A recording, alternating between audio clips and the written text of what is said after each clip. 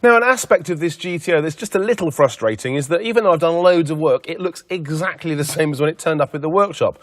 And unfortunately, my next job is the same again. I've got to fix the dashboard, I've got to sort out the fuel gauge and the rev counter, and once it's done, I bet you might won't even notice. Why do broken dials often get left as they are? Well, here's why. To remove and inspect them usually involves dismantling of the binnacle, disconnection of the wiring, and often means taking the dashboard apart completely.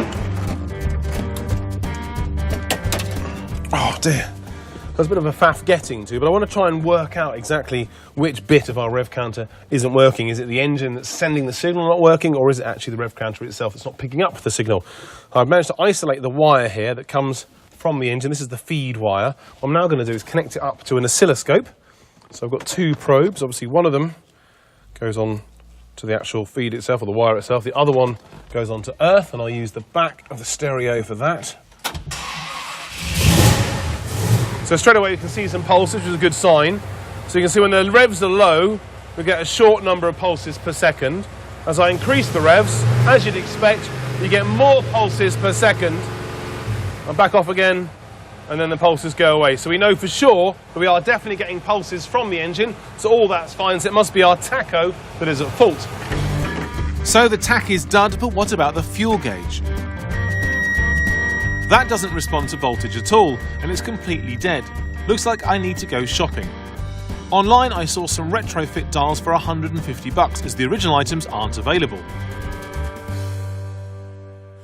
So in this box we have, look at that, a nice new tacho, also a nice new fuel gauge. Only trouble is, if you look at the faces of our existing dials, they're a kind of a blue colour to match the interior and exterior of our car. So what I need to do, rather than use these direct replacements, is actually take off the mechanical bits, swap over the faces, and that way we have an original looking dash, but everything works. Because these are retrofits, the scale on the tacho and the fuel gauge are exactly the same. If they weren't though, it is possible to recalibrate the internals.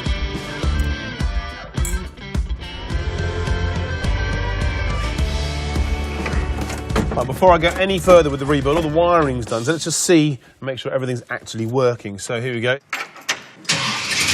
Straight away, we've got our fuel gauge jumping into life, as is the rev counter. Look at that, awesome, job done.